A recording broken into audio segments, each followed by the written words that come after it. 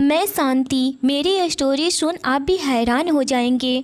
मैं दुल्हन का जोड़ा पहने भागती चली जा रही थी। पीछे पलटकर देखने की भी मेरे पास फुर्सत नहीं थी, क्योंकि मेरे पीछे जो था मैं छोड़कर जा रही थी उसके बारे में मैं सोचना भी नहीं चाहती थी। मैं शर्मिंदा होना नहीं चाहती थी, क्योंकि मैंने कुछ गलत नहीं किया था, बल्कि मैं घर से भागने का जो फैसला किया था वह बिल्कुल ही ठीक था। लेकिन भागते भागते जब मेरी टक्कर एक ऐसे इंसान के साथ हो गई थी जिसे देखकर मेरी आंखें फटी की फटी रह गई थी, क्योंकि वह तो वही था जिसे मैं भाग रही थी। और फिर उसने मुझे पकड़ लिया और मुझे अपने फार्म हाउस पर लेकर गया, और उसने मेरे साथ उस फार्म हाउस के कमरे में जो किया मैं उसे बयान नहीं कर सकती हूँ। उसे सुनकर आपकी रूह तक कांप जाएगी। उसने मेरे सारे कपड़े हटाकर उसने मेरे ऊपर दोनों हाथों से, हम लोगों का घर बड़ा था, हमारी फैमिली भी बड़ी थी, जिसमें मेरे दादा दादी और मेरी फैमिली थी। मेरे पापा मम्मी और मेरे 2 भाई और हम 2 बहनें थी। मेरा एक बड़ा भाई था, एक मुझसे छोटा था। मेरी बहन भी मेरे से छोटी थी। मेरे मामा की लड़की मेरे साथ ही रहती थी, क्योंकि उसके माता पिता मर गए थे, तो वह बचपन से ही हमारे साथ ही रहा करती थी। मेरी मौसी और मेरी मम्मी बहुत उसे मानते थे। मैं बचपन से ही उसके साथ रहा करती थी। उसका नाम जीवा था। वह बेचारी बचपन से ही गूंगी और उसके पैर में भी कुछ प्रॉब्लम्स थे। दादाजी ने उसका बहुत इलाज करवाया था, मगर उसका इलाज पॉसिबल ना था, क्योंकि वह जन्म से ही अपना आवाज़ नहीं खोई थी। जब उसके माता पिता की मौत हुई थी तो वह हादसे में ही उसको सदमा लगा था, जिससे उसकी बोलती बंद हो गई थी। हम सब एक दूसरे से बहुत प्यार करते थे। जीवा हमारे परिवार की ही मेंबर्स थी। हम दोनों के बहनों में काफ़ी आपस में प्यार था, किसी भी तरह का झगड़ा नहीं हुआ था। हम सब में सबसे बड़ी मेरी मामी की लड़की जीवा थी। मैं जीवा की सबसे ज़्यादा क्लोज थी। बचपन से ही हम दोनों एक ही साथ स्कूल जाते थे।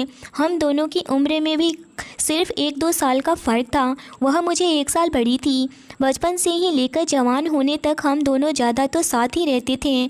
जीवा वह भी हमारे साथ ही रहती थी, और भी मेरे भाई बहन थे, मैं उनके साथ भी रहा करती थी, लेकिन जीवा के साथ ज़्यादा रहा करती थी। उसकी हर बात को अच्छी तरह से समझती थी, क्योंकि वह इशारों से ही बातें किया करती थी। वह जहाँ भी जाती थी मम्मी मुझे हमेशा उसके साथ रहने के लिए कहती थी, क्योंकि वह मुझ पर बहुत भरोसा करती थी। वह बात अच्छी से जानते थे कि मुझे ज़्यादा बचपन से लेकर अब तक की वह जीवा का ख्याल किसी ने नहीं रखा था। हमारी ज़िंदगी बहुत अच्छे से गुजर रही थी, खुशियों से भरी हुई थी। वैसे तो हम सब एक मिडिल क्लास फैमिली से बिलोंग करते थे। अच्छे खाते पीते लोग थे। हमारे घर में किसी भी चीज़ की कोई कमी नहीं थी। दादाजी का एक बड़ा सा शोरूम था, जिसमें उनकी बिक्री बहुत अच्छी खासी होती थी, जिसमें मेरे पापा भी काम करते थे, और मेरे अंकल की सरकारी पोस्ट पर जॉब लगी हुई थी। वह बाहर दूसरे देश में नौकरी करते थे। उनकी भी अच्छी सैलरी थी। जीवा और मेरी पढ़ाई कंप्लीट हो चुकी थी, और हमारे छोटे भाई बहन अभी पढ़ाई कर रहे थे। पापा दादाजी चाहते थे वह जीवा की शादी कर दे, मगर आज के ज़माने में लोगों को अपने घर की बहू में सारी क्वालिटी चाहिए थी। लड़की खूबसूरत भी होनी चाहिए थी, अमीर परिवार की भी होनी चाहिए थी, और उसके अंदर किसी तरह का कोई कमियां भी नहीं होनी चाहिए थी। ऐसे ही लड़कियों की शादी जल्द हो जाती है। जीवा मेरी बहन बेहद ही खूबसूरत थी, मगर उसके अंदर एक कमी थी, जो कि वह बोल नहीं पाती थी और थोड़ा कम सुनती थी। इसकी वजह से उसका कहीं पर भी रिश्ता नहीं हो रहा था। मेरे दादाजी और मेरे पापा बहुत ही चिंतित हो रहे थे। मेरे पापा के दोस्त जीवा के लिए उनको अपने पड़ोस में रहने वाले एक लड़के के बारे में बताया था। उन्होंने कहा था कि लड़का देखने में बहुत अच्छा शरीफ है, उसका अपना घर है और उसके आगे पीछे भी कोई नहीं है, मगर लड़का तुम्हारे स्टैंडर्ड का नहीं है। मामूली से नौकरी करता है, जिसे कि 40-45 हज़ार महीनों का कमा लेता है, लेकिन मुझे उम्मीद है कि तुम्हारी बेटी वहाँ बहुत ही खुश रहेगी। मेरे पापा ने कहा था कि अगर उसे लड़के को पता चल गया कि हमारी बेटी गूंगी और थोड़ी कान की कच्ची है, तो शायद रिश्ता के लिए इनकार कर दे। मेरे पापा के दोस्त ने कहा था कि ऐसा नहीं हो सकता है, लड़का काफ़ी समय से अकेला रह रहा है, उसके माता पिता इस दुनिया में नहीं हैं, और वह चाहता है कि उसकी पत्नी घर में आ जाए और घर को अच्छी तरह से संभाल सके। मुझे उम्मीद है कि तुम्हारी बेटी घर को संभाल लेगी, इसीलिए मैं तुम्हें यह रिश्ता बता रहा हूँ। और वैसे भी एक बार तुम लड़के से मिल लो, अगर तुम्हें लड़का पसंद आ गया तो लड़के को तुम्हारी बेटी से शादी करने में कोई ऐतराज़ नहीं होगा, फिर यह रिश्ता कामयाब हो सकता है। लेकिन मैं तुम्हें लड़के की नौकरी के बारे में बता चुका हूँ। पापा ने कहा था हमें लड़के की नौकरी से कोई मतलब नहीं है। वैसे भी मेरे दादा के पास भगवान का दिया हुआ सब कुछ है और उनका भी सब कुछ है। वह अपनी बेटी जैसे बचपन से ही जीवा को पाले हैं। आखिर जीवा उनकी बेटी जैसी है, क्योंकि वह मानते बहुत थे। भले ही उनके हम सब पोते पोतियाँ थे, लेकिन जीवा को अलग ही लाड मिला था। अपनी बेटी की तरह प्यार करते थे, क्योंकि जीवा सबसे ज़्यादा ही अनमोल और प्यारी लगती है। वह अपना बहुत कुछ जीवा के शादी के लिए बचाए थे। शादी के बाद जीवा को किसी तरह की कोई परेशानी नहीं होगी। लड़का चाहे तो उसकी दुकान भी संभाल सकता है। यह बात सुनकर के पापा के पड़ोसी बेफिक्र हो गए थे और उन्होंने लड़के को दादाजी और मेरे पापा से मिलवाने का फैसला किया था। और जब पापा और दादाजी लड़के से मिले तो उन्हें लड़का बहुत पसंद आया था। लड़के को इस बात से कोई ऐतराज़ नहीं था कि जीवा गूंगी और कम सुनने वाली थी। वह जीवा की मासूमियत और भोलेपन के दीवाना हो गया था और उन्होंने कह दिया था कि मुझे जीवा से शादी करने में कोई ऐतराज़ नहीं है। इस तरह जीवा को एक अच्छा रिश्ता मिल गया था। उसकी शादी उससे लड़के के साथ तय हो गई थी। दादाजी ने सोच लिया था कि वह अपनी जीवा की शादी को धूमधाम से करेंगे। आखिरकार जीवा को एक परफेक्ट रिश्ता मिल गया था। जीवा भी दादाजी की बहुत सेवा किया करती थी, उनका हर कहना मानती थी। लड़का कम कमाता था तो क्या हुआ, उसका तो बहुत अच्छे से ख्याल रख सकता है ना। उसे किसी चीज़ की कमी तो नहीं हो सकती है ना। उसे भरपूर प्यार तो देगा ना। और शादी पर बहुत सारा दान दहेज देंगे ताकि उनकी जीवा ससुराल में जाकर आराम से रहेगी। जीवा इस रिश्ते से बहुत खुश थी, मगर हम दोनों बहनें अफसोस में आ गए थे कि हमें हमेशा छोड़कर चली जाएगी। लेकिन हम इस बात से बेफिक्र थे। जीवा अकेले घर में शादी करके जा रही है, वरना बहुत से ससुराल वाले ऐसे होते हैं जो लड़कियों को उनके अंदर कोई कमी होने पर बहुत तंग करते हैं। घर वाले कह रहे थे कि जीवा की शादी के बाद हम लोग मेरे लिए भी रिश्ता तलाश करेंगे। पर जब जीवा का पति मधुर बारात लेकर आया था, तब हमने उसका बहुत अच्छे से स्वागत किया था। हम बहुत खुश थे कि वह हमारा जीजू बनने जा रहा है। लेकिन जब मैं उसके सामने आई तो वह मुझे बड़ी ही अजीब नज़रों से देख रहा था। ऐसा क्यों था यह तो मैं नहीं जानती थी, मगर मधुर दिखने में बहुत ही हैंडसम लग रहा था। सब लोग उसकी तारीफ़ कर रहे थे। हमारे कुछ रिश्तेदार तो आपस में बातें भी कर रहे थे कि लड़की बहरी और गूंगी है और इतना अच्छा दूल्हा कैसे मिल गया है, उसका भाग्य तो चमक गया है। जीवा हमारे घर से विदा होकर अपने ससुराल जा चुकी थी।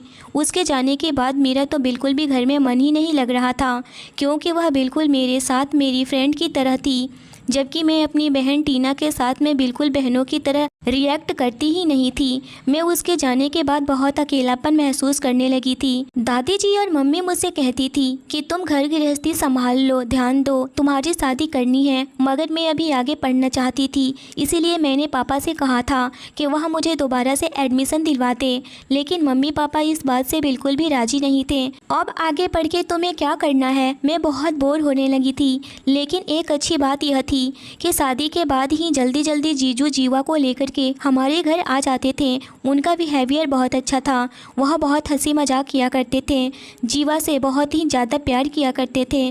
जीवा भी उनके साथ खुश रहती थी। अभी उनकी शादी को सिर्फ 2 महीने ही हुआ था, लेकिन हम सब ने नोटिस किया था कि उनकी खुशी के कोई ठिकाना ही नहीं थे। घर वाले बेफिक्र हो गए थे। जीवा और मधुर जीजू के साथ शादी करने पर उनको लगता था कि उनसे बेहतर हमसफ़र जीवा को शायद नहीं मिल सकता था। उसकी शादी को धीरे धीरे 5 महीने हो गए थे। वह जल्दी जल्दी यहाँ आती जाती रहती थी, तो मेरा अकेलापन ख़त्म हो गया था। वह जब जब हमारे घर आती थी, एक बार बहुत अच्छी खुशखबरी थी, वह माँ बनने वाली थी। मैं उसे ढेर सारी बातें किया करती थी और वह भी मुझे अपने मधुर जीजू के साथ होने वाले अपने हर हसीन पल को मेरे साथ शेयर करती थी। लेकिन फिर जीवा की खुशियों को न जाने किसकी नज़र लग गई थी। जब एक दिन जीवा जीजू के साथ बाइक पर बाजार जा रही थी तो उनका एक बड़ी ही गाड़ी के साथ खतरनाक एक्सीडेंट हो गया। जीवा की एक पैर पूरी तरह से चकनाचूर हो गए थे और उसका बच्चा भी अब न रहा था। उसे बहुत गहरी चोट लगी थी और जबकि जीजू की मामूली सी चोट लगी थी। वह तो जल्दी ही ठीक हो गए थे, लेकिन उनको डॉक्टर ने प्रॉपरली बेड रेस्ट बता दिया था। काफ़ी दिनों तक जीवा का ट्रीटमेंट चलता रहा, लेकिन फिर भी जीवा ठीक नहीं हो सकी और वह बेचारी बिस्तर से लग कर रह गई थी। उससे कोई काम भी नहीं होता था। डॉक्टर ने कहा था कि उसे बिल्कुल भी बिस्तर पर लेटने देना है, जबकि उसके पैरों में काफ़ी चोट लगी थी। पैर तो चूर चूर हो चुके थे, वह दर्द से उठ भी नहीं सकती थी। जीजू भी उसकी वजह से बहुत परेशान रहने लगे थे। उन्हें हमेशा उसकी फिक्र लगी रहती थी। इसी तरह करते करते उनकी शादी को 1 साल गुजर गए थे। उसके घर के हालात दिन पर दिन बिगड़ते जा रहे थे, क्योंकि अब जीजू जीवा की वजह से नौकरी कर नहीं पा रहे थे। सारा दिन वह उसकी सेवा में लगे रहते थे। एक दिन की जीजू हमारे घर आए और उन्होंने मम्मी और दादी के सामने कहा था कि मुझे आप लोगों से एक मदद चाहिए, जबकि दादी जी ने कहा कि हाँ हाँ बेटा बताओ, हम तो तुम्हारी हर तरफ से मदद करने के लिए तैयार हैं। जीजू ने कहा कि मैं चाहता हूँ कि जब तक जीवा की तबीयत ठीक नहीं हो जाती है तब तक शांति हमारे घर पर रहे। शांति बचपन से ही उसकी सहेली रही है, उससे बेहतर उसे कोई नहीं जान सकता है।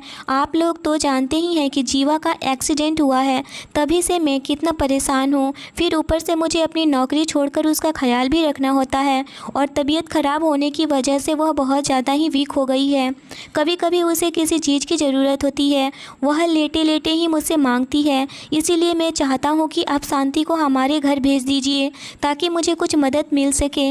मेरी मम्मी ने बात सुनी तो मुझे जीवा के घर भेजने के लिए तैयार हो गई थी। उन्होंने कहा था बेटा, इस समय तुम मुसीबत से गुजर रहे हो और इस तरह समय पर हम तुम्हारा साथ नहीं छोड़ सकते हैं। आखिरकार तुम घर के दामाद हो और हमारी बेटी का इतना ख्याल रखते हो, हमारा भी तो फ़र्ज़ बनता है तुम्हारी मदद करना। इस बात से जीजू बहुत खुश हुए थे। मम्मी और दादी जी ने मिलकर के मुझसे पूछा, तुम जाने के लिए तैयार हो? मैं भी कोई ऐतराज़ नहीं किया था, क्योंकि मैं भी यही चाहती थी कि जीवा जल्द से जल्द ठीक हो जाए। मैं सोच लिया था कि मैं जीवा का ख्याल रख लिया करूँगी, घर के काम कर लिया करूँगी और जीजू जॉब पर चले जाएंगे। मैंने कपड़े पैक किया और जीजू के साथ उनके घर चली गई थी। जीवा मुझे देख कर के ज़्यादा खुश नहीं हुई थी, शायद उसकी तबीयत ठीक नहीं थी, इसीलिए वह ऐसा रिएक्ट कर रही थी। बेचारी की हालत को देखकर मुझे बहुत अफसोस हुआ था। शादी के बाद तो कितना खुश और खूबसूरत हो गई थी, मगर अब तो उसका रूप ही बदल गया था और वह बिस्तर से जा लगी थी। जीजू का बिहेवियर मेरे साथ बहुत अच्छा था। वैसे तो उनके घर में खाने पीने की कोई कमी थी नहीं, मैं घर के सारे काम कर दिया करती थी। जीजू मुझसे बहुत इम्प्रेस हुए थे और मेरी बहुत तारीफ़ करते थे। 1-2 बार घर से सब लोग यहाँ पर हमें और जीवा से मिलने के लिए भी आए थे। हमारे घर वाले जीजू का बहुत एहसान मानते थे। उन्होंने एक गूंगी और बहरी लड़की से शादी की और फिर जब वह जीवा लाचार हो चुकी थी तब भी उनका पूरा ध्यान रखते थे। मेरे पूरे परिवार के दिल में जीजू के लिए बहुत ही इज्जत बढ़ गई थी। मेरी पसंद के खाने का कुछ न कुछ ज़रूर लेकर आते थे। एक दिन तो जीजू 2-3 ड्रेस लेकर आए थे। मैं सोची शायद वह अपनी पत्नी के लिए लाए हों। यह कपड़े लेकर मैं मुस्कुराते हुए बहुत ही सुंदर ड्रेस देख रही थी, जो जीजू के कहते हुए शब्दों पर मुझे एक जोरदार झटका लगा था। वह कहने लगे कि यह सारे ड्रेस तुम पर बहुत अच्छे लगेंगे, इसीलिए आज से तुम यही कपड़े पहनना। मैं तुम्हारे लिए इस कपड़े के और भी ड्रेस ले आऊँगा। जीजू की बात सुनकर के मुझे हैरानी हुई थी, क्योंकि मैं ऐसा ड्रेस नहीं पहनती थी। शुरू से ही मैं सूट या लॉन्ग कपड़े पहनती थी, फिर वेस्टर्न कपड़े तो मैच होती ही नहीं थी। घर में कैसे रह सकती हूँ। वह ड्रेस बहुत ही मॉडर्न टाइप के थे। ऐसे कपड़े तो मैं बचपन से ही नहीं पहनती थी। मुझे लगा शायद जीजू यह सोच रहे होंगे कि मेरे लिए यह कपड़े लेकर आए हैं, क्योंकि मेरी सोच थोड़ी मॉडर्न ख्यालात की थी। मैंने जीजू से साफ इनकार कर दी, मैं ऐसे कपड़े नहीं पहन सकती हूँ। जीजू का चेहरा उदास हो गया था।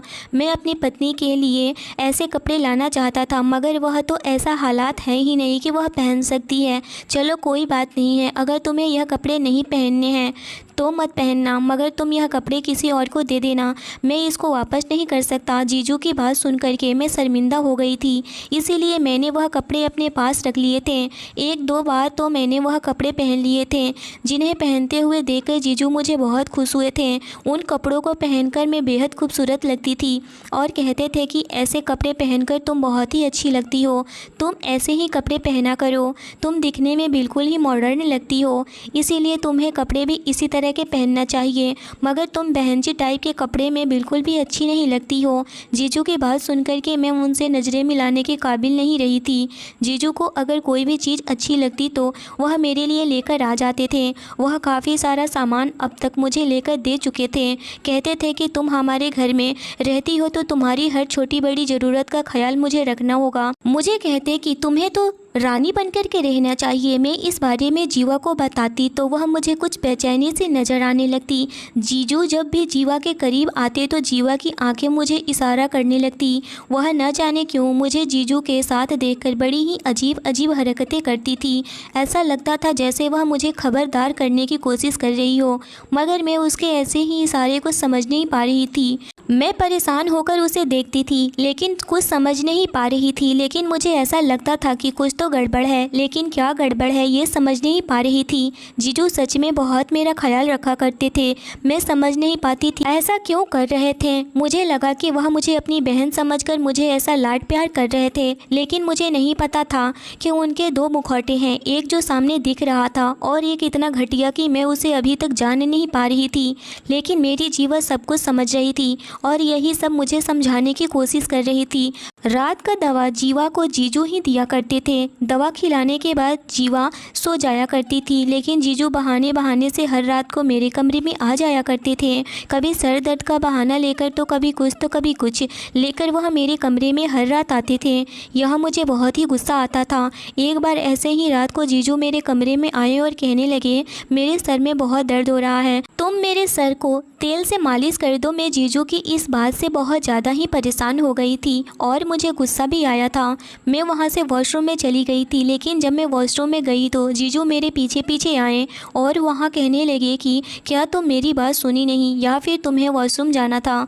मैंने कहा मैं सुनी, लेकिन अभी मैं वहाँ काम नहीं कर सकती हूँ। आपको थोड़ा सा भी समझ में नहीं आ रहा है कि आप मुझे इस तरह की बातें कर रहे हैं। मैं आपकी बीवी नहीं हूँ। इतना कहने पर ही वह कहने लगे कि तुम मुझे चिल्ला कर के बातें कर रही हो, मेरे घर में ही हो और मुझे ही आंखें दिखा रही हो, तुम्हारी इतनी हिम्मत। और वह मेरा हाथ पकड़ कर के कमरे में लेकर गए और वहाँ मेरे साथ इतनी घटिया हरकत की कि मैं बता नहीं सकती हूँ। उन्होंने मुझे सिगरेट जला कर के सारे बॉडी को जला दिए थे और मैं बचाओ बचाओ चिल्ला रही थी। यह सुनकर के जीवा के रूम से आवाज़ आई थी जैसे उसका ग्लास टूटा हो, और मैंने जैसे ही दौड़ करके उसके कमरे में गई तो जीवा नीचे ज़मीन पर गिरी हुई है। उसकी सांसें एकदम से रुकी हुई है। मैं तो एकदम से चकरा कर वहीं पर गिर गई थी। जीजू कहने लगे कि यह क्या किया है तुमने, अपने जीवा को सब कुछ बता दिया। मैं तो सब कुछ छुपाना चाहता था। और इतना ही सुनते ही मैं बेहोशी की हालत में पूरी तरह से डूब चुकी थी। जब मुझे होश आया तो सुबह हो गई थी, लेकिन मैं अलग ही जगह पर थी और वहाँ पर एक अनजान सा चेहरा दिखाई दिया था। वह लड़का मेरे होश में आते ही मेरे करीब आया और कहने लगा कि तुम्हें होश आ गया है, मुझे अब अपने दोस्त को कॉल करना होगा। वह किसी को कॉल किया, मुझे नहीं पता कि किसको किया। जब वह फ़ोन किया तो कहने लगा, यह लड़की को होश आ गया है मधुर, अब बताओ कि मुझे इस लड़की के साथ क्या करना है। जब मैं मधुर नाम सुनी तो मैं तो चौंक गई थी। मेरे पैरों तले से ज़मीन ही निकल गई थी, क्योंकि मधुर तो मेरे जीजू थे, जो कि वह मेरे साथ इतना घटिया हरकत भी कर सकते हैं। और मेरे घर वाले उधर बहुत ज़्यादा परेशान थे, क्योंकि जीवा इस दुनिया में नहीं थी, क्योंकि जीजू ने उसे थोड़े थोड़े करके रोज़ जहर दिया करते थे, जिसकी वजह से जीवा इस दुनिया से चल बसी थी। यह सब उस लड़के ने मुझे बताया था। वह लड़का मेरे कॉलेज का ही लड़का था। वह कहने लगा कि तुम्हारे जीजू जो कि मधुर है, वह हम लोगों के साथ ही कॉलेज में पढ़ाई करता था। वह जब से तुम्हें देखा है तुम्हारे लिए पागल हो रखा है। तुम्हारी जीवा से उसने शादी इसीलिए किया था कि वह तुम्हें हासिल कर सके, लेकिन उसकी शादी जीवा से हो गई और वह जीवा को इतने सालों तक झेल रहा था।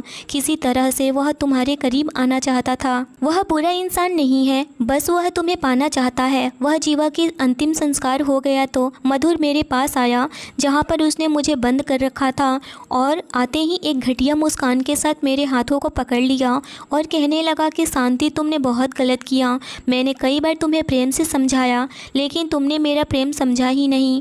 तुम चाहती क्या हो? आखिर सब कुछ तो बर्बाद कर दिया ना तुमने। मुझे नहीं पता था कि तुम इस हद तक गिर जाओगी। मैं तुम्हारे घर वालों को यह कहा है कि तुम अपने जीवा को मार करके भाग गई हो, क्योंकि जीवा से तुम परेशान हो चुकी थी। उसकी ख्याल रखते तुम बहुत ज़्यादा थक चुकी थी, इसीलिए तुमने उसे मार करके घर से भाग गई हो। इसकी वजह से घर वाले बहुत ज़्यादा ही परेशान हैं और तुम पर बहुत ज़्यादा नाराज़ हैं। वह तो तुम्हें ज़िंदा मार डालेंगे, लेकिन तुम मेरा एक काम करोगी तो तुम्हारे घर वाले को मैं तुमसे बचा लूँगा। तुम्हारे घर वाले तुम्हें कुछ नहीं करेंगे, बस तुम्हें एक मेरा बात मानना होगा। तुम्हें मुझसे शादी करनी होगी, क्योंकि मैं तुम्हें आज से नहीं कॉलेज के टाइम से ही बहुत ज़्यादा ही मोहब्बत करता हूँ। और यह कहते हुए उसने मेरे हाथों को अपने होठों के करीब ले जाकर किस कर लिया। मुझे उस इंसान से घिन आ रही थी, मुझे नफरत सी हो रही थी, लेकिन मैं मजबूर थी, क्योंकि मेरे हाथ पाँव बंधे हुए थे और वह बेतहासा मेरे हाथों को चूमे जा रहा था। और मैं चाहकर भी कुछ नहीं कर पा रही थी, सिवाय अपने अंदर गुस्से को पीने के अलावा। और मैं कहीं कि जो तुम कहोगे मैं वह सब करने के लिए तैयार हूँ। मैं किसी की भी तरह से उस इंसान से अलग होना चाहती थी। मैं घर जा कर के सबको बता देती। वह आदमी मुझे आज़ाद कर दिया। मैं भागती हुई अपने घर गई और अपनी माँ को सारी बातें बता दी, लेकिन उल्टा ही मेरे माँ बाप ने मुझ पर ही उंगली उठाने लगे कि तुमने जीवा के साथ क्या किया, तुम्हारा क्या बिगाड़ा था जीवा ने, जो कि उसकी हत्या कर दी। मैंने बहुत यकीन दिलाने की कोशिश की, लेकिन मेरे घर वाले नहीं माने और मेरे पीछे ही मधुर आया और उसने मेरे घर वाले को पता नहीं क्या कहा कि मेरे घर वाले शादी करने के लिए तैयार हो गए थे। और फिर मेरी शादी का दिन भी आ गया था। मैं दुल्हन के जोड़े में ही घर से भाग चुकी थी, लेकिन वह मुझे जाने नहीं देना चाहता था। मैं भागते भागते रास्ते पर दौड़ते हुए जा रही थी कि अचानक से मैं उससे टकरा गई और जब देखी तो मधुर ही था। और मैं सोच भी नहीं सकती थी इस इंसान से मैं टकराऊंगी। वह मुझे अपने फार्म हाउस पर लेकर गया और उसने मेरे घर पर भी फ़ोन कर दिया कि शांति मुझे मिल चुकी है और मैं इसे अपने घर लेकर जा रहा हूँ, शादी कर लूँगा। उसका एक आलीशान फार्म हाउस था और वह सब पता नहीं कहाँ से बनाया हुआ था। और मेरे घर वाले भी शांत हो गए थे कि मधुर मेरे साथ है और वह वहीं पर शादी कर लेगा। मेरे घर वाले तो पहले से ही नाराज़ थे, इसीलिए वह लोग मुझे छोड़ दिए थे, क्योंकि वह लोग मुझे देखना तक पसंद नहीं कर रहे थे। और इधर मधु मेरे साथ ज़बरदस्ती शादी करने पर उतारू हो गया था। ज़बरदस्ती मुझसे शादी करके मुझे अपने कमरे में लेकर गया और वहाँ मेरे साथ ऐसी ऐसी हरकतें की कि मैं सोच भी नहीं सकती थी। उसने मेरे सारे शादी के जोड़े को कैंचियों से काट करके मेरे वजूद से अलग कर दिया था, और अगर मैं उफ तक भी करती तो वह मुझे जान से मार देता, ऐसा वह मुझे धमकी दिया हुआ था। इसीलिए मैं कुछ नहीं कर पा रही थी और वह मारता ऐसा कि मुझे बहुत ज़्यादा दर्द होता। एक बार मार देता तो मैं मर भी जाती, लेकिन वह मुझे तड़पा तड़पा कर मारना चाहता था। वह एक साइको जैसा था। मुझे नहीं पता था कि वह इंसान ऐसा है। उसने ज़रूर जीवा को पहले कुछ ना कुछ किया था उसके साथ भी, इसीलिए जीवा इस हालत में पहुंची थी। मुझे पूरा विश्वास हो रहा था कि जीवा के साथ भी यह इंसान ऐसे ही जानवरों जैसा हरकत किया था। मधुर मेरे बॉडी से सारे मेरे शादी के जोड़े हटा चुका था। मेरा वजूद पूरे उसके सामने ऐसे ही था बिन कपड़े के, और वह मुझे बेतहासा किस किए जा रहा था। मैं एक पल के लिए तो मदहोश होने लगी थी, लेकिन मैं अपने आप को समझाती गई और उस इंसान से इतना घिन आ रही थी कि मैं सोच भी नहीं सकती थी कि वह सिर्फ मेरे वजूद से मोहब्बत करता था, मुझसे नहीं, या फिर मेरे जीवा से नहीं। वह तो सिर्फ मेरे लिए ही जीवा से शादी किया था, झूठ का। और यह सब जीवा को भी पता था। जब वह रात भर मेरे वजूद के साथ खेलता रहा और वह भी जानवरों की तरह मुझे रौंदता रहा, मुझे थोड़ा भी चैन नहीं लेने दिया और मुझे समझ में नहीं आ रहा था कि मैं क्या करूं। मैं पत्थर की मूरत बन चुकी थी। मेरे शरीर में से जान पूरी तरह से निकल चुका था। मैं पहले वाली शांति रही ही नहीं थी। मैं अपने आप को बचाने की बहुत कोशिश की, लेकिन मैं उस दरिंदे से अपने आप को नहीं बचा पाई और वह दरिंदा मुझे जानवरों की तरह रात भर नोचता रहा। मेरे आंखों से बस आंसू आते रहे और मैं चाहकर भी कुछ नहीं कर पाई। ऐसे ही दिन बीतते गए और हर रात वह मुझे ऐसे ही नोचता रहा। हर रात तो क्या, वह मुझे दिन में भी नोचता रहता था। जब उसकी मर्जी होती थी वह मुझे तकलीफ़ें देते रहता था, मेरा वजूद पर घाव बनाता रहता था। मैं यह दर्द बर्दाश्त नहीं कर पा रही थी। शायद जीवा भी दर्द बर्दाश्त नहीं कर पाई थी, इसीलिए वह भगवान को प्यारी हो गई थी। एक बार उसके कमरे में गई तो देखा कि उसके कबर्ड में एक लिस्ट रखी हुई थी थी। उस लिस्ट में से मैंने देखा कि एक कागज़ पर कुछ नोट लिखे हुए थे। मैं जब वह पढ़ी तो वह तो जीवा ने लिखी हुई थी। मेरा दिमाग ही सन हो गए थे। मैंने सोच लिया कि मुझे अब क्या करना है। उस नोट को लेकर के मैंने बाजार के बहाने करके मैं अपने घर चली गई और वहाँ सबको वह नोट दिखा दी। जब उन्होंने यह नोट देखा तो मेरे पापा ने वहाँ सब समझ गए। मैंने अपने सारे घाव अपने परिवार वालों को दिखा दी। तब उनको समझ में आया कि मधुर ने ही सब कुछ किया है और जीवा को भी मारा है। उसके बाद मेरे पापा ने पुलिस को बुला करके जीवा के जान से मारने की जुर्म में मधुर को जेल भिजवा दिया और वह सलाखों के पीछे है और उसके गुनाहों की सज़ा मैं भुगत चुकी थी। मुझे नहीं पता था कि मेरी ज़िंदगी इस तरह से इस मोड़ पर आ जाएगी। कहानी कैसी लगी मुझे ज़रूर बताइए। चैनल पर नए हो तो चैनल को ज़रूर सब्सक्राइब करिए। कहानी अच्छी लगी हो तो एक लाइक ज़रूर करिए। धन्यवाद दोस्तों।